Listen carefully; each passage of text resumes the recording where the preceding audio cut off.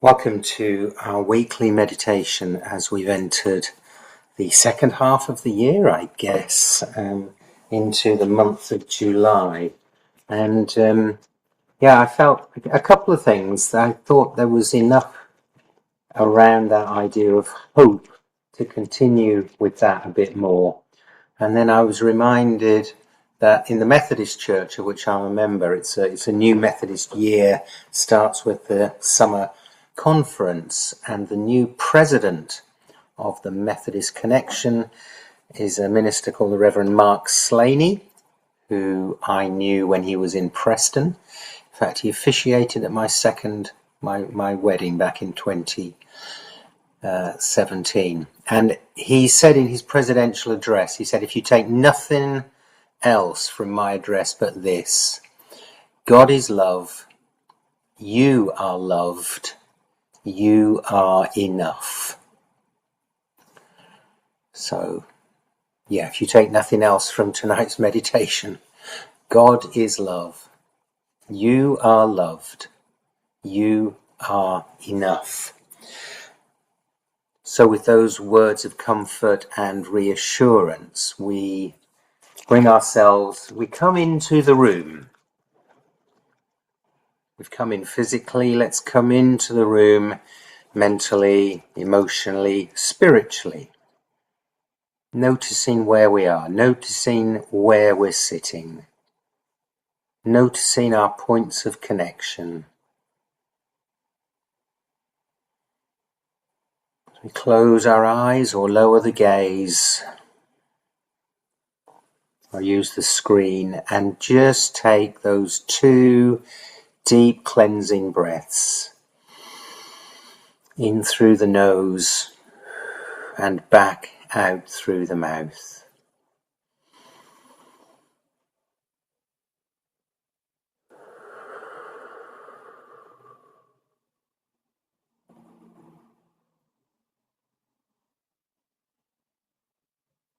Just relaxing into that deeper breathing.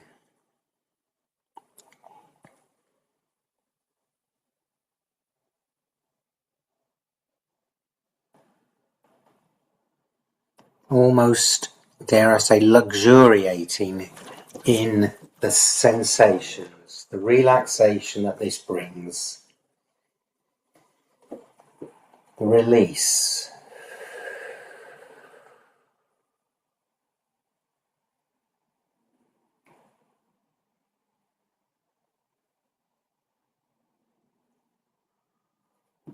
Imagine this is letting go and releasing tension as well. Perhaps just scan the body as we breathe. Scan the body for any areas of tension. While you might not be able to release them completely, at least you can notice them. And perhaps just direct the breath to those places.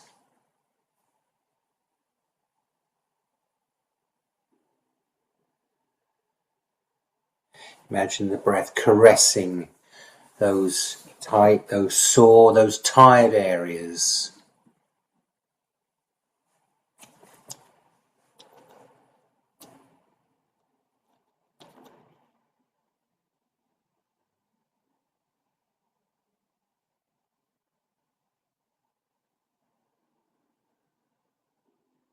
So we bring the attention back to the breath, noticing the physical movements in the body.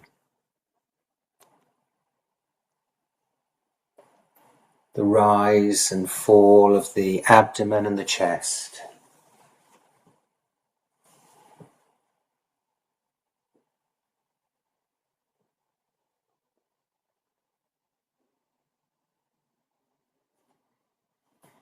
The movement, the sound of the air as it comes in through the nostrils.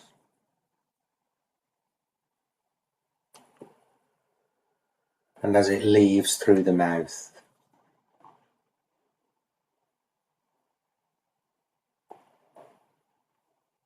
Maybe on one breath, sense the movement On another breath, sense the sound.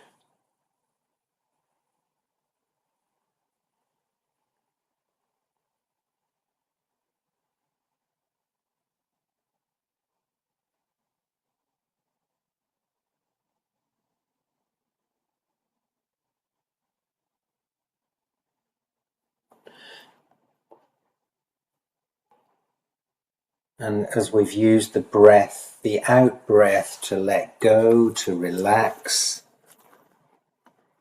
now let's use the in breath to recharge, to energize. Imagine we're breathing in energy from the universe.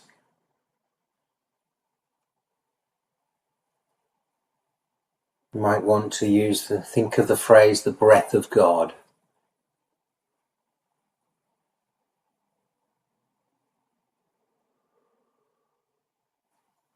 You might even sit a little bit more upright as we do that.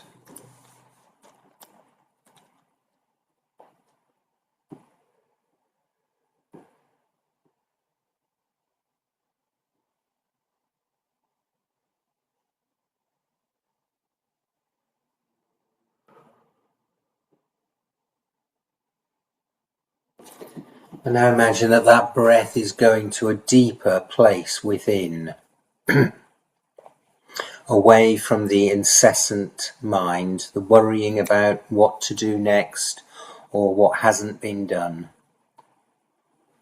Because right here, right now, there is nothing else to do. There is nothing to fix in this moment.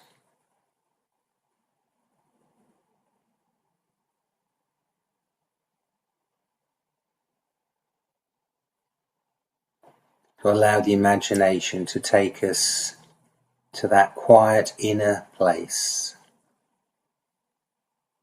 an inner room,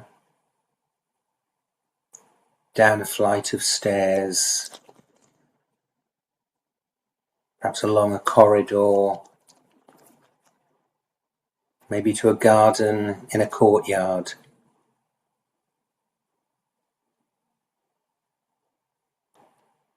To the heart center, the true self center.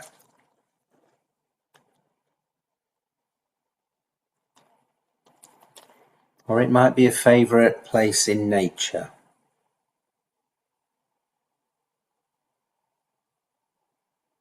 And just noticing again the breath, perhaps with that breath, visualizing a greater sense of connection, a reordered sense of what's important.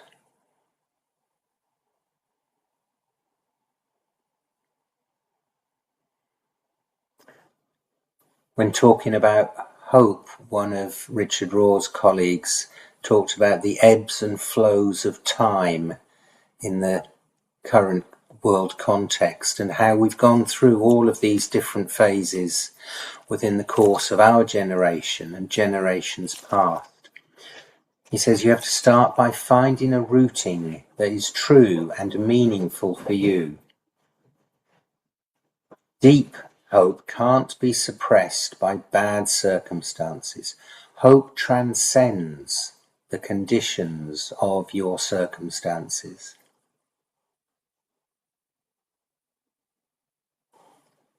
He goes on, we can lose hope when we don't believe or see evidence of a positive outcome anymore. But the deepest hope is this inner knowing that the brightest light can come from the darkest moments. Hope is spiritual. Hope is the deep inner knowing that comes from building that foundation. He says, hope is like a contact sport. You work on it, you get better at it. And just as we said last week, it's a choice. It's a choice as to how we see things.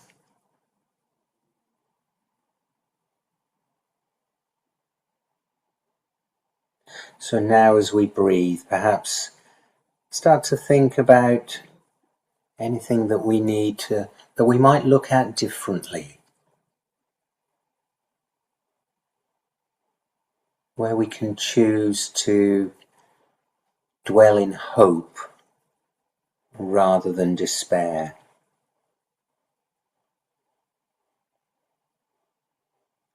Is there another way of looking at things?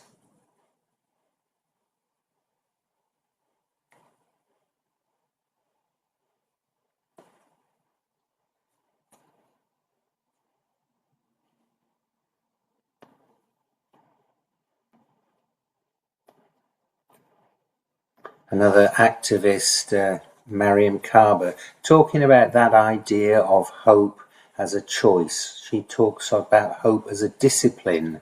She says it doesn't preclude feeling sadness or frustration or anger, because hope isn't an emotion. Hope is not optimism.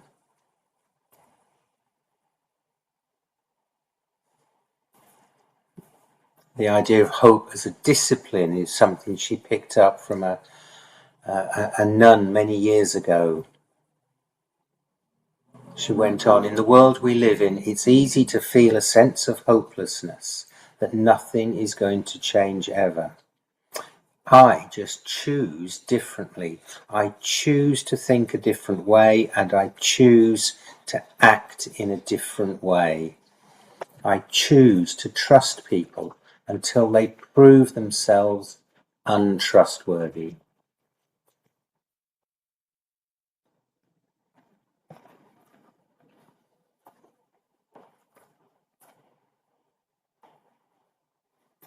I wonder, is there anything that we might need to surrender, to let go of, as we said last week, to allow hope to be a core of our being? The deep wells of hope.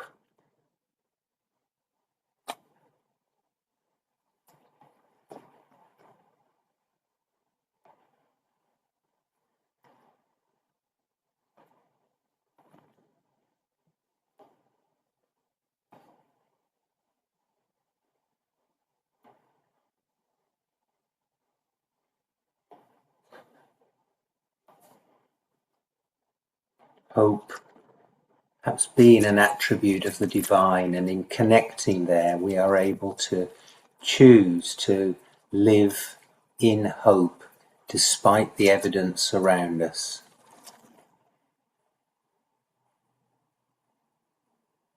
So a way of seeing that we choose. But finally, and here's the connection to love, McLaren says that even if hope fails, then something bigger can replace it, and that is love. Love as a deep source of hope that is not dependent on outcome. He says, if we can see a likely path to our desired outcome, we have hope. If we can see no possible path, we have despair. If we're unsure whether there is a path or not, we keep hope alive, but it remains vulnerable to defeat if that path becomes closed. But when our prime motive is love, a different logic comes into play. We find courage and confidence not in the likelihood of the outcome, but directly in our commitment to love. I love this line. Love may or may not provide a way through to a solution or an outcome, but it will provide a way forward in whatever situation we are in, one step into the unknown at a time.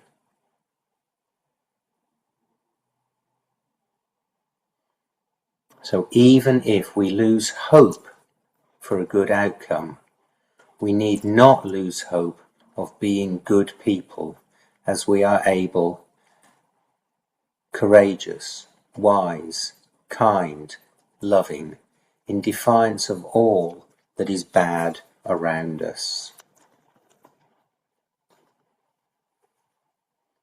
And I think there's a line from Corinthians talking about St. Paul talking about faith, hope and love, and why love is the greatest. So love is the absolute core,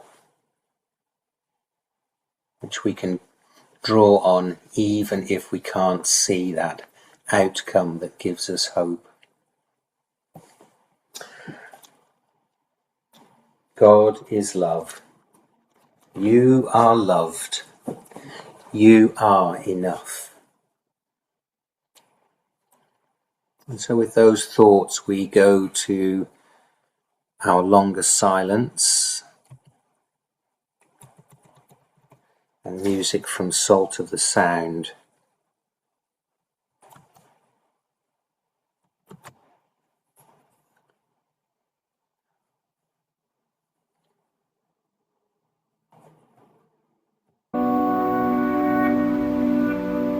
Titled It Must Be Hope. People tell you, do not trust in what you cannot see and cannot hold. What I know of truth and love is real to me. This is what I know. People tell you do not trust in what you cannot see and cannot hold.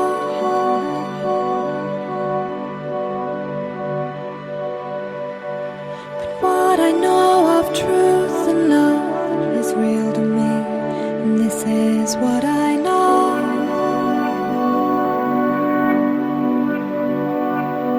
And when I find it, I cannot lose it. And when I lose me, it finds me, it gives me hope. And when I'm weary, I'm tired from this journey. Oh, how it serves me and moves me, it must be hope.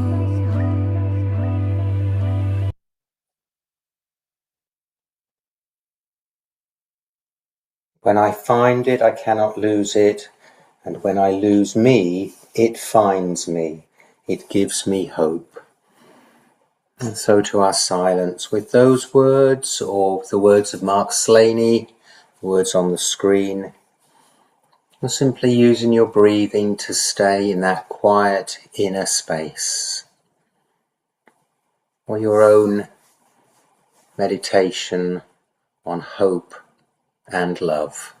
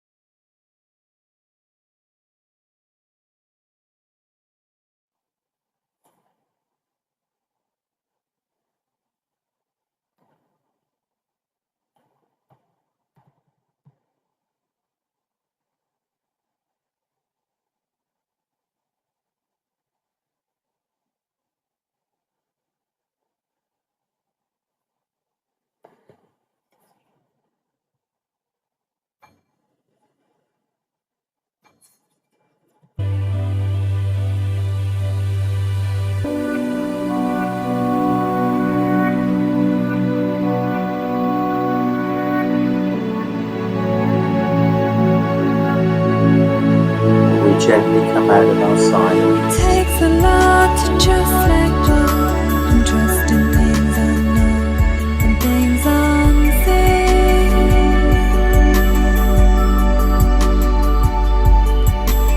When I listen with my soul, I feel a warmth deep inside of me.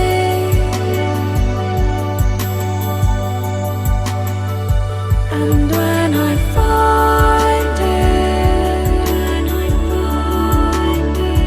I cannot lose it.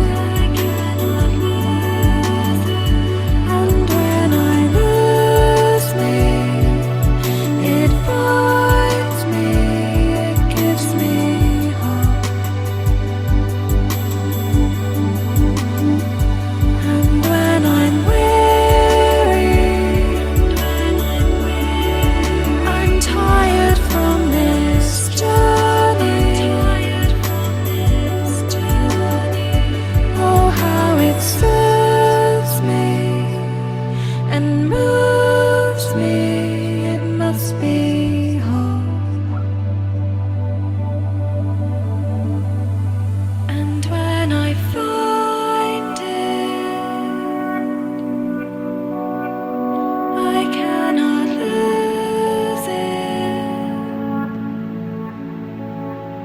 Oh, how it soothes me and moves me. It must be hope.